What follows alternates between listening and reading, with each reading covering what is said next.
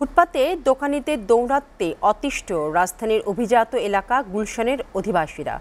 ফুটপাত উঁচু এবং প্রশস্ত করায় সহজে দোকান বসে ব্যবসা করছে বিভিন্ন মহল। ফুটপাতের এইসব দোকানে মাদক বেচাকেনারও অভিযোগ রয়েছে।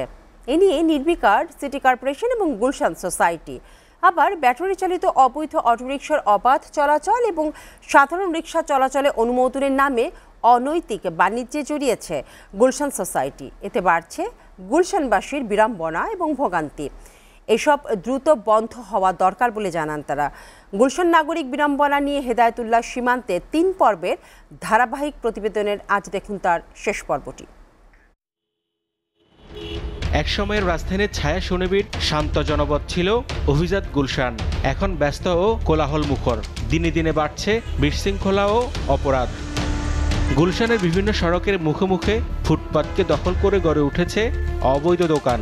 ফুটপাত উঁচু ও প্রশস্ত হওয়ায় সহজেই দোকান বসানো যাচ্ছে। অসংখ্য ভাসমান দোকানের কারণে গুলশান হারাচ্ছে তার ঐতিহ্য, বাড়ছে পরিবেশ দূষণ। ফুটপাত জুড়ে অবৈধভাবে সারি সারি দোকান, কোথাও কোথাও সেগুলো রীতিমতো বাজারে রূপ নিয়েছে। এসব দোকানে নানা ধরনের নিম্নমানের খাদ্য সামগ্রী বিক্রির পাশাপাশি চলছে মাদক বেচাকেনাও। অভিজাত এলাকার ভাবমূর্তি নষ্ট করছে তারা। অন্যদিকে ব্যাটারি চালিত অবৈধ অটোরিকশা আর সোসাইটির অনুমোদিত রিকশার দৌরাত্মে নাভিশ্বাস উঠেছে গুলশানবাসীর। ব্যাটারি চালিত অটোরিকশার কারণে প্রতিনিয়ত ঘটছে দুর্ঘটনা।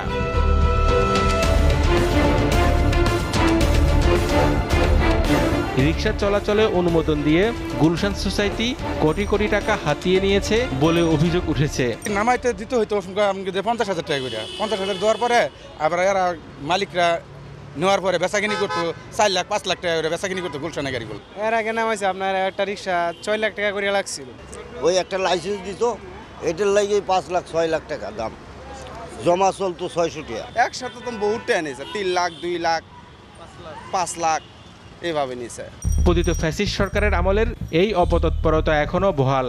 রিকশা ও অবৈধ অটোরিকশা দৌরাত্মে এবং দুর্বিষহ যানজটে ক্ষুব্ধ গুলশানবাসী। সোসাইটি এবং সিটি কর্পোরেশনের যে কাউন্সিলররা ছিল তারা একটা নাম্বার দিত, নাম্বারের জন্য লক্ষ লক্ষ টাকা হাতায় নিত। নেওয়ার কারণে বাইরের রিকশা না ঢোকার কারণে তারা ভাড়াও বেশি নিত তখন গুলশান বনানী। গুলশানের অধিবাসী এস এ গ্রুপ অফ কোম্পানিজের ব্যবস্থাপনা পরিচালক বলেন, শুধু গুলশান নয়, পুরো রাজধানী থেকে মরণ ফাঁদ ব্যাটারি চালিত রিকশা বন্ধ করতে হবে। বন্ধ করতে হবে সাধারণ রিকশা চলাচলে অনুমোদনের নামে সোসাইটির অনৈতিক বাণিজ্য। তেজগাঁও থেকে রিকশা আসলে সেটা গুলশান ঢুকতে পারবে না। তারা গুলশানের এলাকার জন্য আবার রিকশা সৃষ্টি করেছে এবং সেই রিকশাগুলিকে যেখানে 10-15 হাজার টাকা রিকশা হয় সেখানে 3 লক্ষ টাকা করে 4 লক্ষ টাকা করে কমিউনিটির কতিপয় লোক সংগ্রহ করে এই ধরনের রিকশা তারা সৃষ্টি করেছে এবং এই রিকশাগুলো গুলশান যে চলাচল করে, গুলশানবাসী যারা তারা প্রত্যেকেই খুব অনেক জনগণ অনেক কষ্টে আছে। তার কারণ তাদের রিকশার ভাড়া অনেক বেশি, তারা বেপরোয়া, তারা ইউনিটি মেনটেন করে।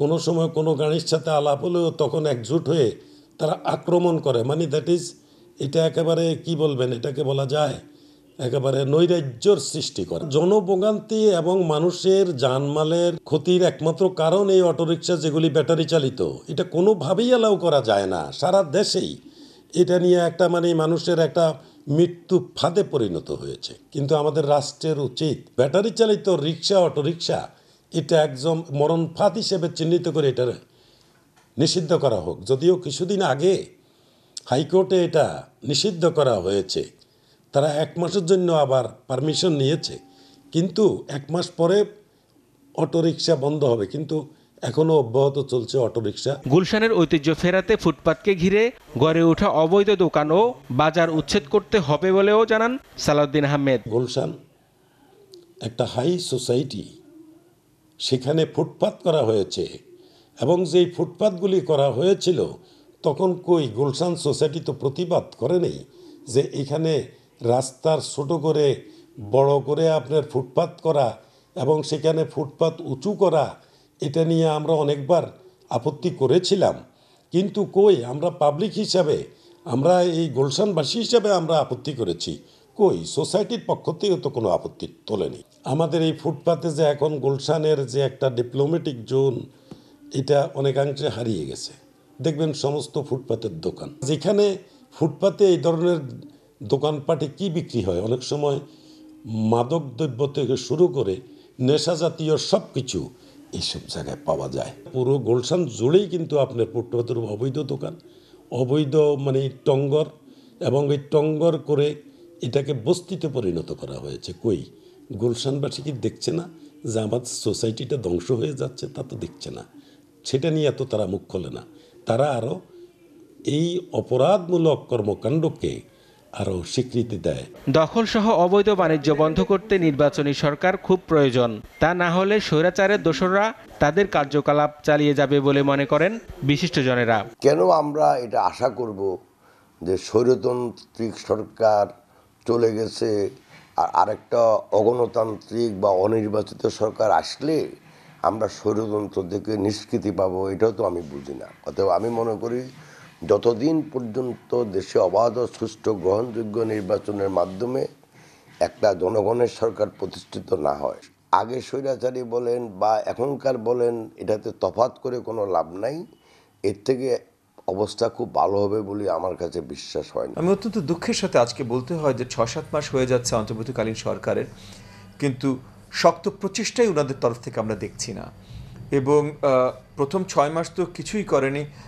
আপনার এই যে স্বৈরাচারী ফ্যাসিস্ট আওয়ামী সরকারের সাথে যারা জড়িত ছিলেন, সেটা আওয়ামী লীগ দলগতভাবে হোক বা সরকারের প্রতিষ্ঠানগুলোতে আওয়ামী লীগের যে লোকজন ছিল সেগুলোও হোক, কাউকেই বড়ভাবে প্রথম 6 মাস ধরার কোনো প্রচেষ্টাই আমরা দেখিনি। ফুটপাত ঘিরে গড়ে ওঠা দোকানপাট উচ্ছেদ, অবৈধ ব্যাটারি চালিত রিকশা চলাচল বন্ধ এবং রিকশা চলাচলে অনুমোদনের নামে গুলশান সোসাইটির অনৈতিক তৎপরতা বন্ধ করা গেলে গুলশান ফিরে পাবে হারানো ঐতিহ্য, এমনটাই মনে করেন সচেতন মহল। হেদায়েতুল্লাহ সীমান্ত, এসিটিভি, ঢাকা।